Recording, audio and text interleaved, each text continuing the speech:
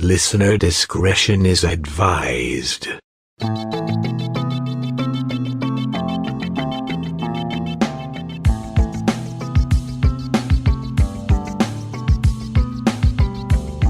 True crime can be strangely fascinating.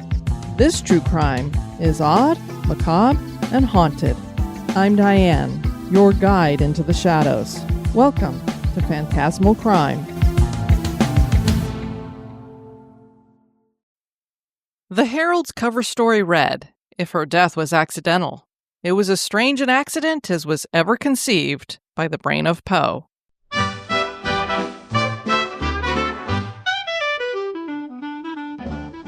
Old Hollywood and mysterious deaths seem to go hand in hand, whether it's the case of the Black Dahlia or the mysterious suicides of Marilyn Monroe and George Reeves. In the same vein as the mysterious suicides of the latter stars, comes the tale of the mysterious death of movie star Thelma Todd. It is a story that contains all the elements of a perfect Hollywood drama. Fame, fortune, gangsters, love, and betrayal. Was she murdered? Did she die by accident? Or did she die at her own hand? Whatever the truth may be, her spirit is at unrest. Blonde bombshells and Hollywood. They went together well in Hollywood's golden age, but many of those stories ended in heartbreak or tragedy. Thelma Todd was one of those promising starlets who came to an unhappy end in what has become one of Hollywood's enduring mysteries. You possibly have never heard her name, but she became famous in the world of comedy. Her life was more colorful than most, but began with humble beginnings. She was born as Thelma Alice Todd to Irishman John Todd and his Canadian wife Alice in Massachusetts on July 29, 1906. The couple already had a son named William, but Thelma wouldn't really remember her brother as he died in 1910 when she was only 4. This would be the first broken patch in her road. William was 7 when the family visited a creamery in New Hampshire. An industrial accident in the form of a broken flywheel would bring William's life to an end as he was struck by a flying piece. Thelma's father had immigrated to America when he was 12, and he and a brother eventually had their carpet and upholstery business named Todd Brothers. They were successful and lived a comfortable life. Some biographies claim that John was abusive. Whether or not he was abusive to Thelma, she did very well in her young life. Thelma was a good student and received many achievement awards while in school. She loved her studies so much that she decided she would like to become a school teacher. After she graduated high school in 1923, she enrolled at Lowell Normal School, which would later become the University of Massachusetts at Lowell, to get her degree in education. But teaching wouldn't satisfy Thelma. She had bigger dreams, and she was the best-looking girl around, so she entered beauty pageants. One of the pageants she entered was at the local Elks Convention in 1925. She won Miss Lawrence. And she would get more than that later at the Miss Massachusetts pageant when she won. With this win, she caught the eye of a theater magnate who operated the vaudeville theaters locally. His name was Napoleon Demara, and he contacted famous players Lasky Corporation and its owner Jesse Lasky about Thelma. This company would soon become Paramount Pictures, and Lasky enrolled her in the Paramount Players School in Astoria, Queens, which got her signed with Paramount Pictures after she graduated. The studio system was just getting started in Hollywood, and Thelma Todd would be one of its first stars. Paramount signed most graduates to a 1-year contract, but Thelma was given a 5-year contract, making $75 a week, that would eventually grow to $500 a week. Thelma had gone from Massachusetts to New York and now to Los Angeles, which was just coming into its own. It's hard to believe that Los Angeles was ever a smaller town, but it had barely 100,000 people there when the turn of the century rolled over. In a few short years, the population ballooned to over 1 million and growing fast. Thelma's first part for Paramount was a small one in the movie Fascinating Youth. She was touring with the movie's other stars to promote the picture in July of 1926, when she got word her father had died from a heart attack. She returned to her hometown of Lawrence for the funeral. After grieving for a couple weeks, Thelma returned to Hollywood and got several other small parts in movies, but none of them showcased her growing comedic talent. The movies did little more than showcase Todd's beauty. She was loaned out to another production company in 1928 to make the movie Vamping Venus. She impressed First National Pictures, and they bought her contract. Thelma was happy to go, as she would later reveal that a Paramount executive had pressured her for sexual favors that she had refused. First National Pictures put her right to work, and she soon had 8 films under her belt. These films were not what Thelma considered exciting. She was still waiting for her big break. Talkies soon began, and while many stars lost their stardom because their voices were not conducive to sound, Todd's career started to take off. She had a very pleasant voice. Producer Hal Roach saw Todd's knack for comedy, and he put her in movies with other comedy stars like Laurel and Hardy. The first would be Unaccustomed as We Are. Todd was a hit.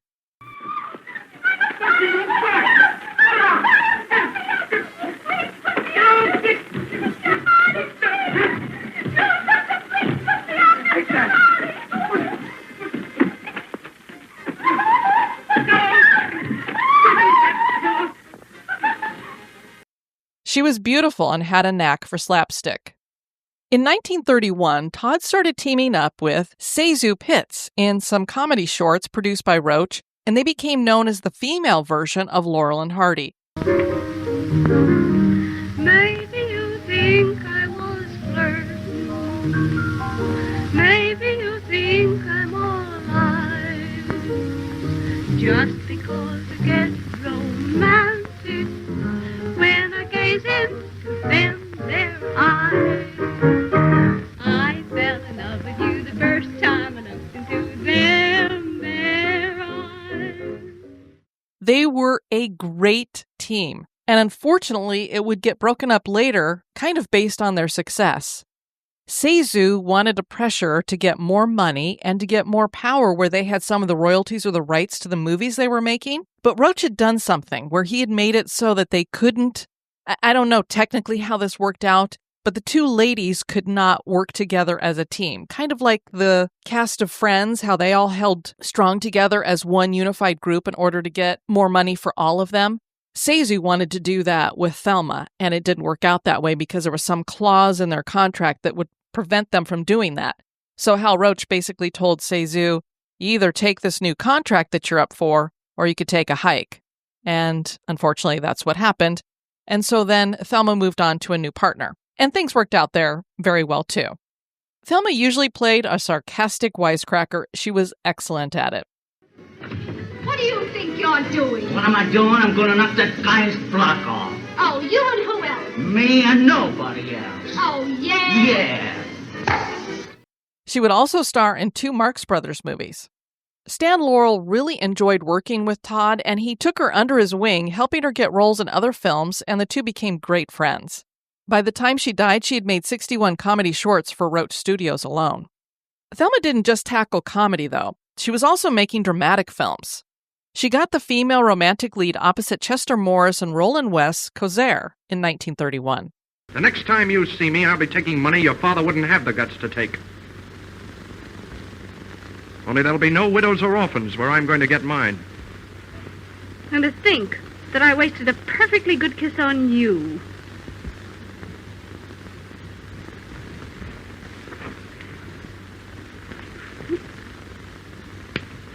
That's goodbye from a He-Man son of the West.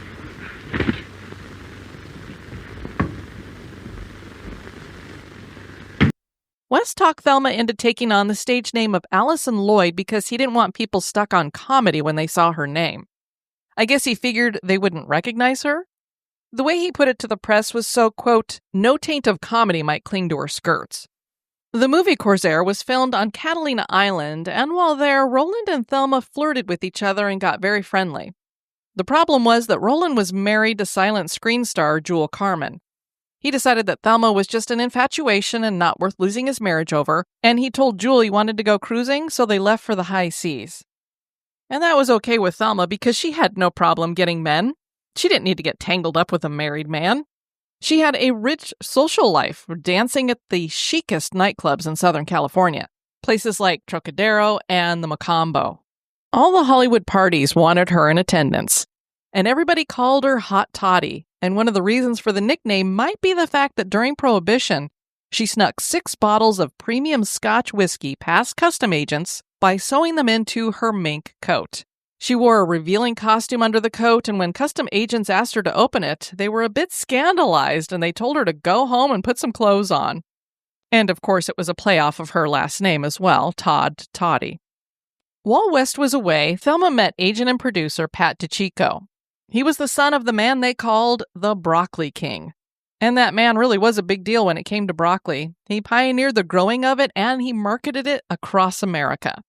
Pat wasn't interested in being a farmer, though, so he left for Los Angeles to do his own thing. His romance with Thelma was whirlwind for sure. They had barely been dating when they shocked everybody by eloping in Prescott, Arizona on July 10th, 1932. Back in L.A., they repeated their marriage vows at the Hollywood Baptist Church.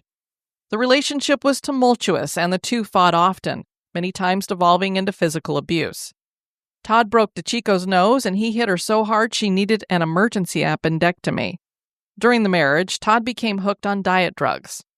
There was a thing called a potato clause in her studio contract that stated if she gained more than 5 pounds, she would be fired. She had also started drinking fairly heavily during her marriage. In 1934, the couple divorced and Thelma got sober. Thelma was back in Roland West's life by late August 1934. He had opened a restaurant named Joya San Igual, and she rented a home at 17925 Tremonto Drive on the hill above the cafe, which was located in Pacific Palisades along the Pacific Coast Highway. West and his wife Jewel also owned a home above the cafe that they had named Castillo del Mar.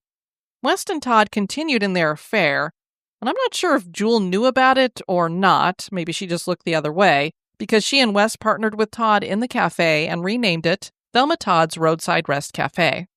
The restaurant was very popular. There were living quarters above the restaurant, which entailed 2 adjoining apartments, and the club Joya San Igual, where parties could be thrown. The 3rd floor had a bandstand and a ballroom. Eventually, Thelma moved into the 2nd floor, and West joined her as well. And I guess their apartments had adjoining doors, so it was kind of like they just lived together, basically. Thelma continued to act, but turned her attention more to the cafe because she was getting older and realized that her star was waning. Keep in mind, she was, I think, 29 at the time. Bootlegging and other underworld activities had traveled from the streets of New York and Chicago to California. One fateful day, Lucky Luciano walked into the Roadside Rest Cafe. No one knows if someone had tipped him off to the place or if he discovered it himself, but he was well aware that the popular location had an empty 3rd floor that would be perfect for his gambling enterprise. Todd was a strong-willed woman and not interested in the criminal activity. Movies and books have claimed that Luciano invited her to have some champagne at a club, but Todd was committed to her sobriety. And enraged, Luciano grabbed her and poured the bottle of champagne down her throat. There are claims that they had a relationship, and he got her hooked on prescription pills for losing weight and used her as a punching bag. There are sources that claim that Todd's ex-husband, Pat DiCicco, also was involved with the mob.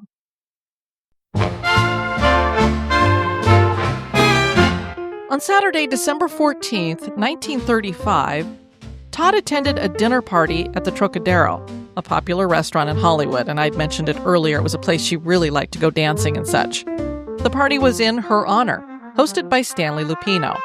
She had a great time dancing the night away. Her ex-husband, Pat DiCicco, was there, and the two had an angry confrontation. Apparently, this was a large restaurant, and they had just kind of taken part of it to have the party at, so there were some regular diners there as well, and so that's why DiCicco was here. He wasn't invited to the party. Her chauffeur, Ernest O. Peters, drove her home in the wee hours of the morning. He would later say that he had dropped her off just before 4 a.m. at the foot of the stairs on Pacific Coast Highway that led up to her apartment at the cafe. Roland West was in the apartment above the cafe, and Sid Grauman called him to let him know that Todd was on her way and that she was quite drunk. Was Thelma actually drunk since she had worked hard on being sober? What happened after this is foggy. West said that he had bolted the apartment door. Thelma had a key to the door, but she wouldn't be able to enter if that bolt was engaged. West believes that since she was a considerate person, that she didn't make a fuss and just hiked up the hill to the garage below Castillo del Mar to get in her car, which was parked inside. So basically what that means is that Thelma Todd was parking her car in the garage of Jewel Carmen's house while she was living with Jewel Carmen's husband. Definitely a weird arrangement we have going on here. And again, they're all partners in this cafe together, too. Some witnesses claimed to hearing a drunk Todd screaming obscenities and kicking at the door to her and West's apartment. My question is, if West knew Todd was on her way home, why did he bolt the door? Even if no phone call was made telling him this, surely he expected her to come home that evening. So to me, it would seem that he locked her out on purpose. And there are people who claim that before she left for the party, he told her she better be home by 2 a.m., and she said she'd be home at 2:05. So maybe he was a little angry that she's really late getting back here. And possibly that's why she wanted Sid Grauman to do the phone call, because she didn't really want to call Wes to let him know that she was running late. And now a little break for a word about one of our sponsors.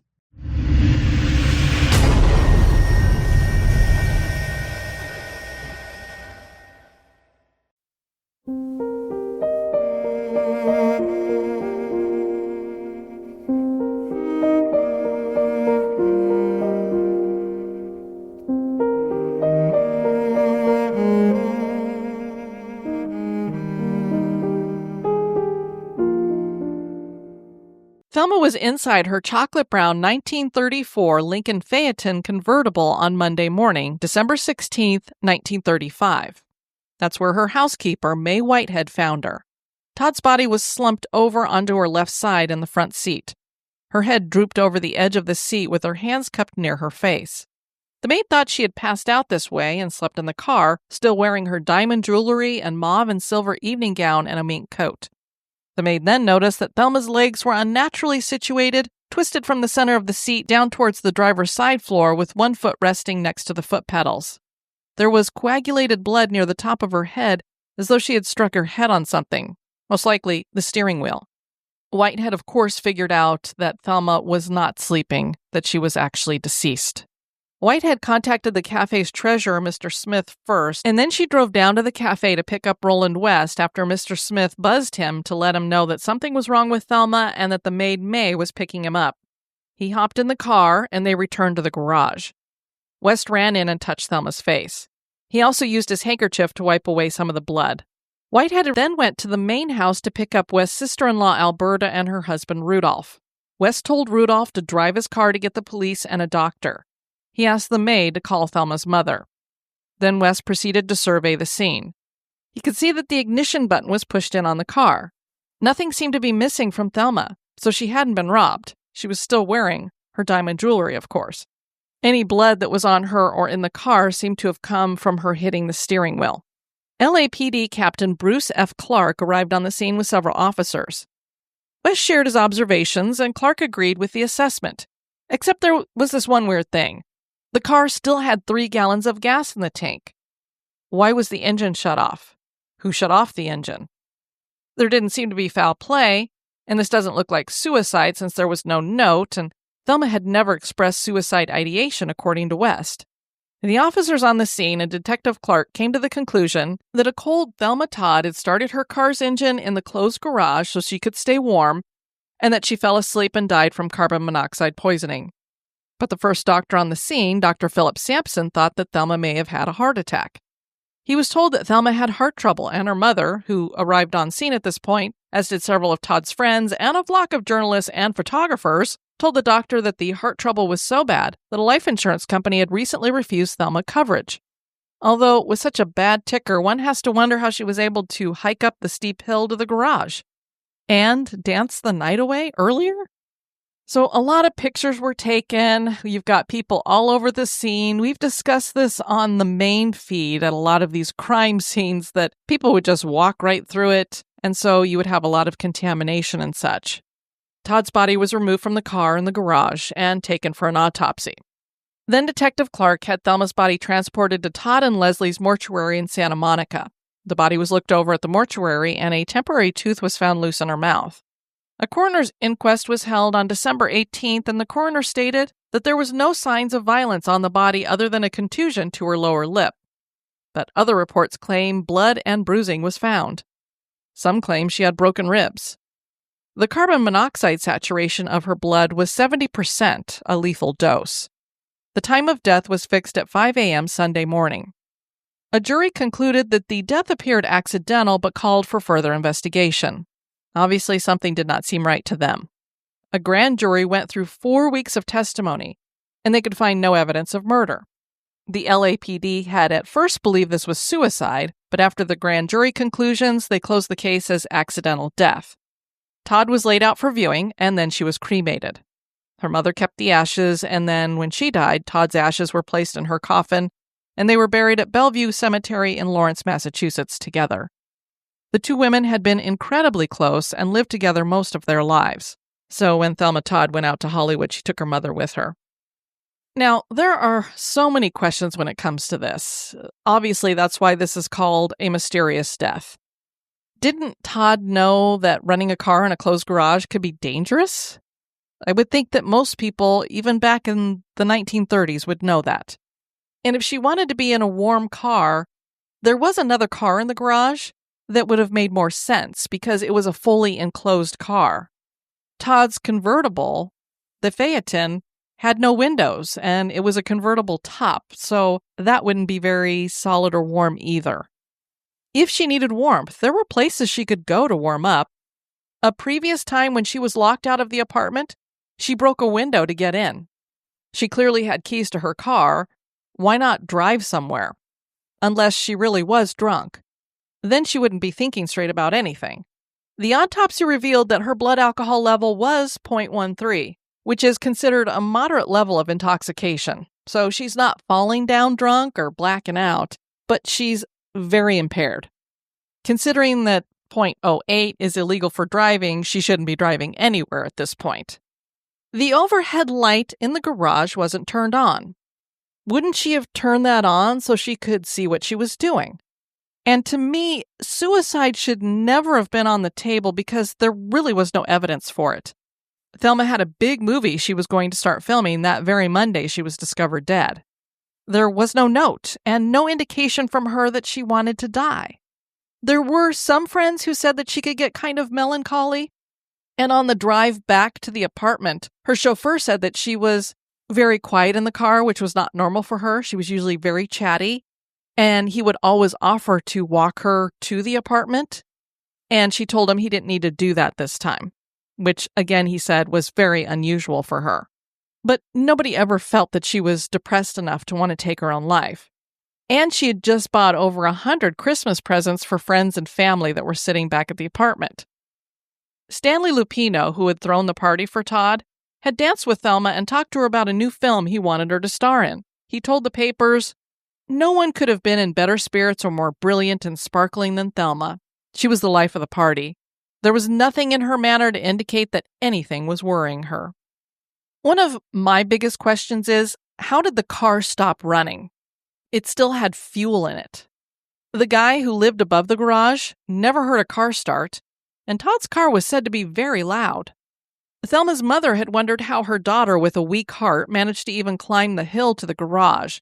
And I will post some pictures so that you guys can see the distance between things. But it was pretty drastic. I think there was like 270 steps up to get to the garage from the cafe. Her shoes were unscuffed. Laboring up a hill, intoxicated and with a bad heart, seems as though the feet might drag a little bit. And then her obituary in the Los Angeles Times reported that Todd had been receiving threats, many of them death threats.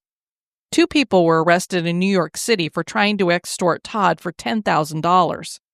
The Examiner featured a picture snapped of Thelma in her home in March of 1935, sitting next to her guard dog, and a gun is sitting on the coffee table. The Examiner captioned the photo with, "Thelma Todd apparently isn't taking any chances. With a gun and a dog, she hopes to be amply protected against alleged death and extortion threats." It seems there were many people who might want Thelma Todd dead. Why don't we take a look at them?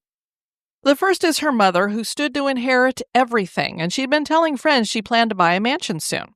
This was before Todd's death, and one has to wonder where the money for that was coming from. The second is Lucky Luciano. Had he ordered a hit to get back at Todd? I mean, she wasn't letting him turn her place into a gambling mecca. The third is Roland West's wife, Jewel. Perhaps she'd had enough of the affair, and some say she was unhappy with the operation of the cafe since she was a partner in the business. It was getting close to the point where it was going into bankruptcy. And her garage was where Todd's body was found. The fourth would be Thelma's ex-husband, DeChico, with whom she'd had an argument at Trocadero the night of her death. The fifth would be Roland West.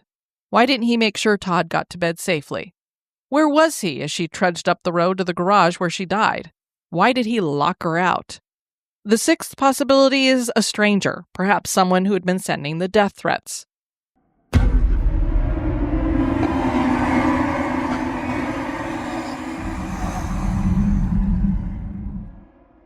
For obvious reasons, Todd's spirit is at unrest and visits several locations.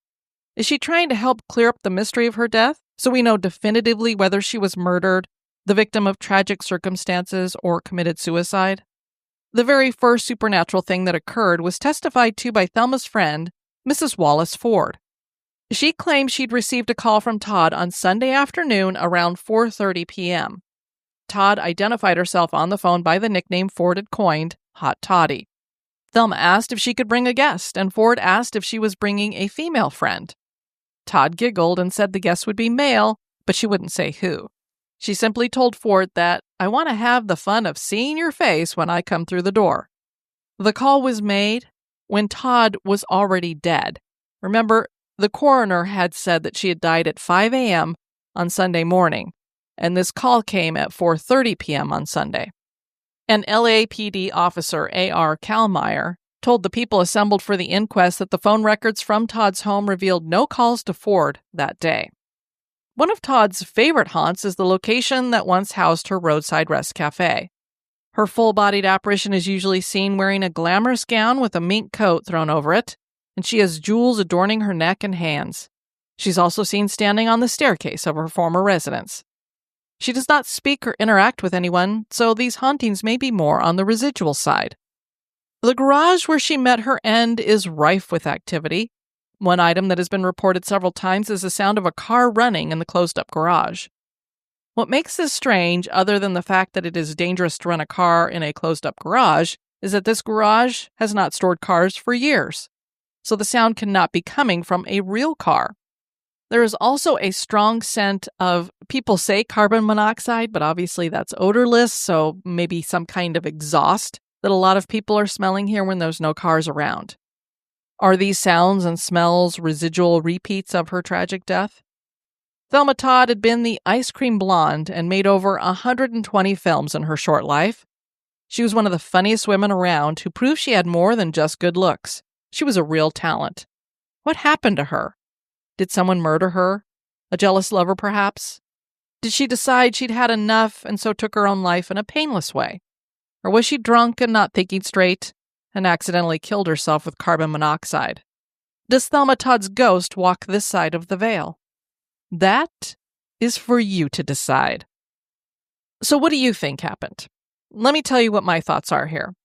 Roland West was angry. He could not control Thelma Todd. She was going to do whatever she wanted to do. I find it strange that she would not have him accompany her to a party that was in her honor. Obviously, they were trying to keep their relationship on the down low.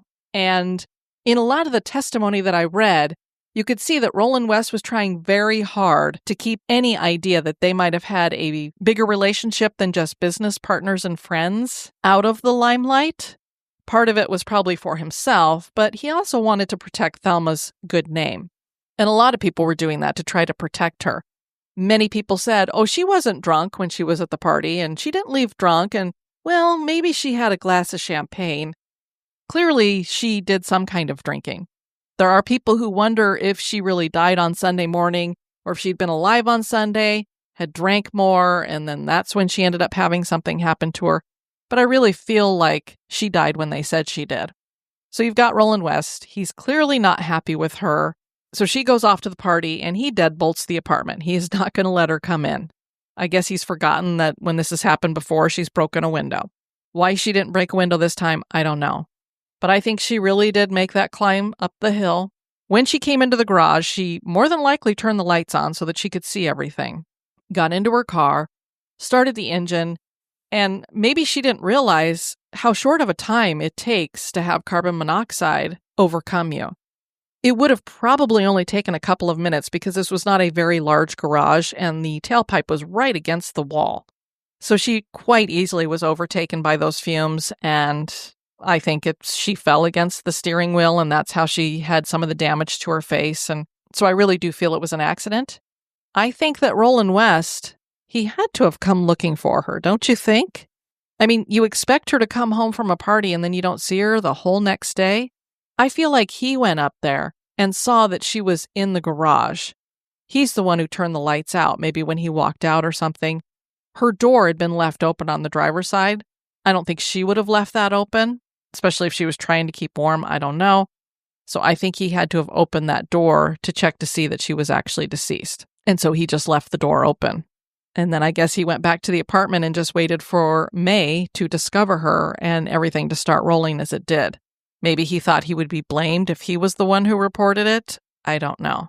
But I really do feel like there was some kind of an accident here, and it was just very tragic circumstances. But there are a lot of different tangents we have going on here, so I could see the possibility of any of these other things being the real deal.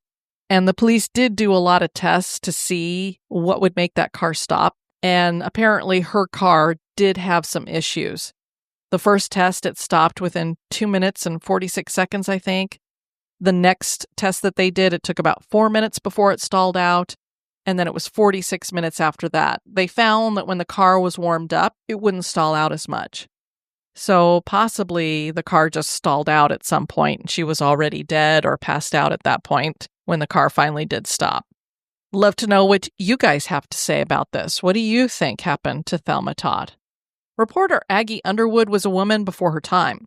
She held her own in a male-dominated profession. Aggie wrote in her 1949 autobiography, Newspaper Woman, about covering the Thelma Todd case. There's a disquieting feeling in working some of these cinema land death cases, whether natural or mysterious. One senses intangible pressures, as in the Thelma Todd story. After the inquest testimony, in which one sensational theory was that the blonde star, who died of carbon monoxide gas, was the victim of a killer, the case eventually was dropped as one of accidental, though mysterious, death. And a little fun fact here, Aggie was invited to watch the autopsy of Thelma.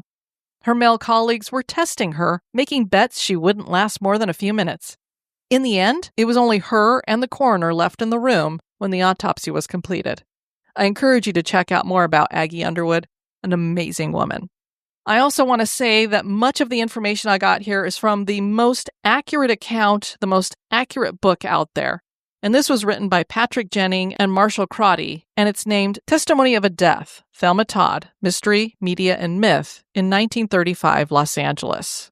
I encourage you to check that out. Thank you so much for joining me on this Phantasmal crime.